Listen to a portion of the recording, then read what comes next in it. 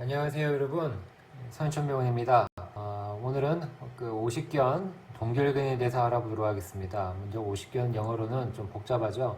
어디시브 캡슐라이티스, 다른 말로 프로즌 숄더라고 이렇게 부르게 됩니다. 먼저 오십견의 정의부터 알아보게 되면요, 어깨 관절의 움직임에 제한이 있는 병입니다. 어깨가 잘 안 움직여질 때 그냥 통상적으로 오십견이라고 이야기하면 되겠습니다.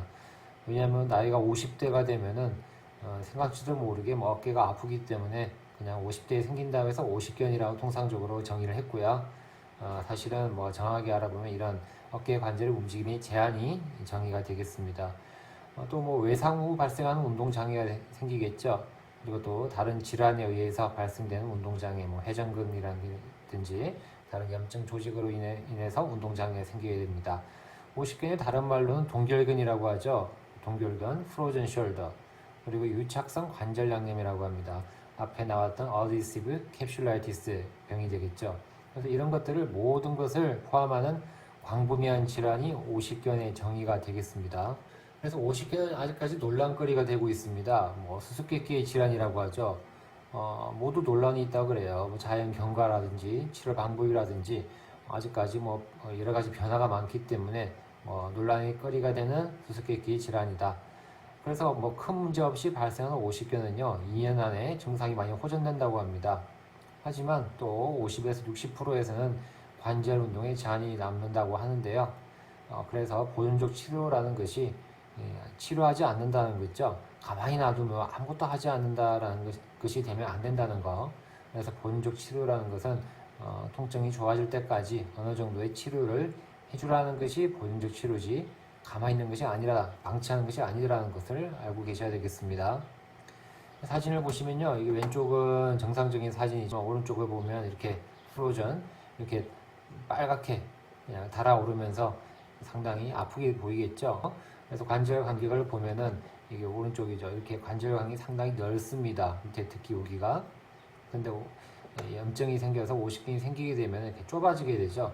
이렇게 여기는 크고 넓고 이렇게 좁게 됩니다. 이거를 우리가 MRI를 찍어보면은 관절낭에 이렇게 넓으면은 정상적인 조직이라는 것을 알 수 있고요. 좁게 이렇게 볼록하게 그냥 보이게 되는 것을 우리가 오십견이 왔구나라고 알 수 있게 되겠습니다. 이제 오십견이 분류를 해보겠습니다. 1차성으로는요, 원인이 없다라고 이야기합니다. 원인이 없이 생기는 것을 1차성 오십견이라고 하죠. 관절 내 연부 조직이 점진적인 구축이 오게 됩니다. 시간이 가면서 점점 더 쪼그라드는 거죠. 그러면서 관절 및 수동 관절의 운동에 제한이 생기게 됩니다. 당연히 통증이 생기겠죠. 50개는 얼마나 올까요? 전체 인구의 2% 정도 생긴다고 이야기합니다. 2% 정도는 또 셀프 리미팅 컨디션이라고 합니다. 자가 제한 조건이라는데요. 풀어서 이야기하자면 자연적으로 치유가 된다는 거죠. 자연적으로 치료가 되는 것이 1차성 50견이다라고 보시면 되겠습니다. 많이 생기죠? 나이가 50견이 되니까 아이고 어깨야 하고 아픈데 좀 이렇게 그냥 잘 지내다 보니까 또 좋아지는 경우가 이게 1차성 50견이라고 보시면 되겠습니다. 2차성 50견입니다. 2차성 50견은 뭔가 원인이 생겨서 그로 인해서 원인 질환으로 인해서 50견이 오는 것을 2차성이라고 합니다.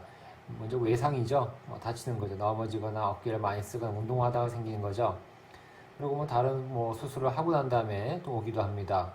그리고 당뇨는 아무래도 염증이 잘 생기기 때문에 50견이 오죠. 또 갑상선 질환도 생긴다고 합니다. 또 경추 질환 등에 의해서 발생하죠.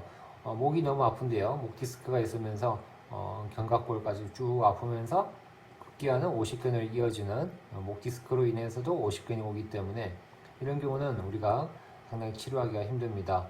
목 디스크가 원인인지 50견이 원인인지 알기가 힘들기 때문에 환자들은 척추랑 정형외과 쪽을 왔다 갔다 하면서 치료를 하게 되겠죠. 그래서 2차성 50견을 방치를 하게 되면은 영구적인 증상을 남기기도 합니다. 자연적으로 회복되는 경향이 적기 때문에, 그렇기 때문에 이러한 2차성 50견은 우리가 적극적으로 치료를 하시는 것이 영구장애에 남지가 않겠습니다. 증상과 정의를 알아보게 되면 1차성은요, 대부분 50대 이후에 생기고요. 심한 동통이 생기죠. 밤에 주로 아픕니다. 야간통, 운동 제한이 생기게 됩니다. N으로 시작하는 이분, 너바이저라는 분들은 수축된 관절막이 두꺼워져 상완골두 주위를 바짝 째어주는 질환이라고 이렇게 진단을 내렸습니다. 쪼그라들게 되니까 관절력이 없어지겠죠.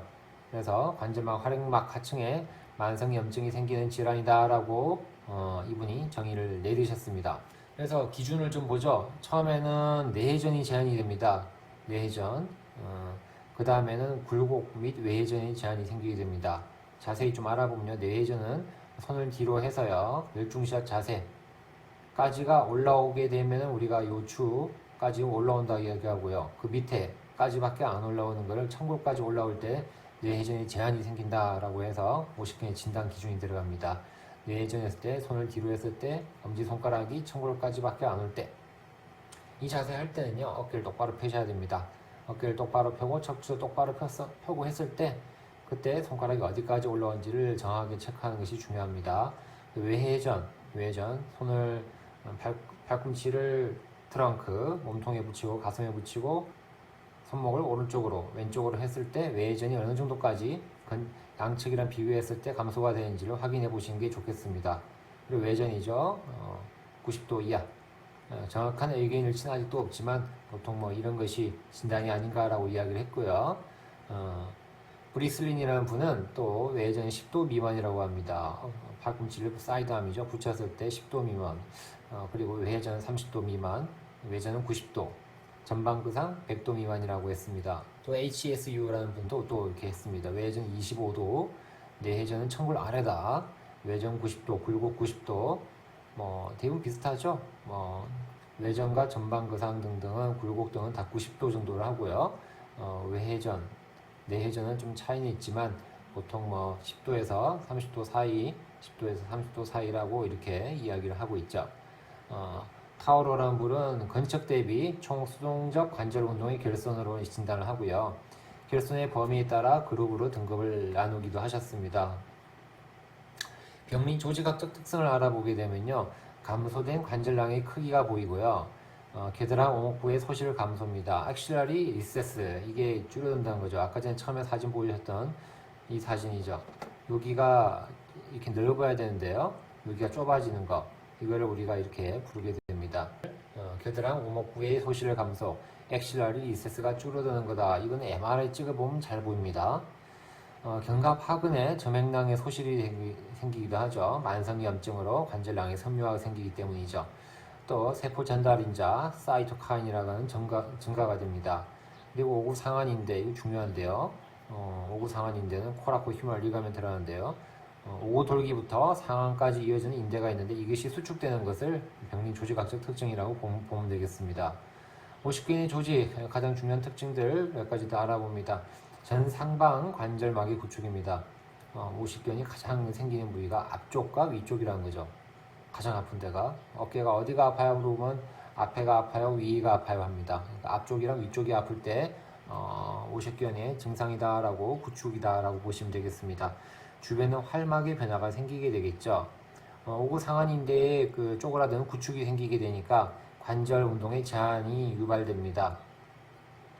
외회전을 방해하는 고삐가 된다라고 이야기하죠. 그런데요, 상완 이두근, 이두박근의 유착은 없다고 이야기합니다. 그리고 회전근개 간격이죠. 로테이트 인터벌이라고 하는데요. 나중에 더 사진으로 볼게요. 경계가 사라지고 두꺼워지게 됩니다. 회전근개의 간격이. 근데 지방이 감소되고 염증이 생기고 파열이 생긴다고 합니다. 회전근개 간격은 여기서부터 여기까지예요. 극상근부터 시작해서 여기까지를 보게 되고, 여기 보이시죠? 코라코 휴머럴 리가멘트. 이 간격, 앞쪽의 간격이다라고 하는 것이 회전근개 간격이고, 이 부위가 경계가 사라지고 두꺼워지게 됩니다. 이것이 50견이죠. 생각을 해보시면 이 부위가 줄어들게 되면 어깨가 당연히 전방, 상방에 있는 조직이 쭉 쪼그라들고 두꺼워지니까 안 움직이게 되겠죠. 그래서 여기가 줄어들면 전체적으로 관절막에 염증이 생긴다. 그래서 이렇게 액실러리 리세스가 쪼그라드는 이런 현상이 생기는 거죠. 로테이터 인터벌이 여기겠죠? 여기고 액실러리 리세스가 줄어드는 현상. 전체적으로 다 줄어들게 되는 것을 우리가 50견의 조직의 특징이다라고 보시면 되겠습니다. 그래서 오늘은 그 50견에 대한 그 진단에 대해서 알아봤고요. 다음 영상에서는 50견의 치료에 대해서 알아보겠습니다. 50견의 진단에 대해서 많은 도움이 되었으면 합니다. 오늘 영상 여기서 마치겠습니다. 감사합니다.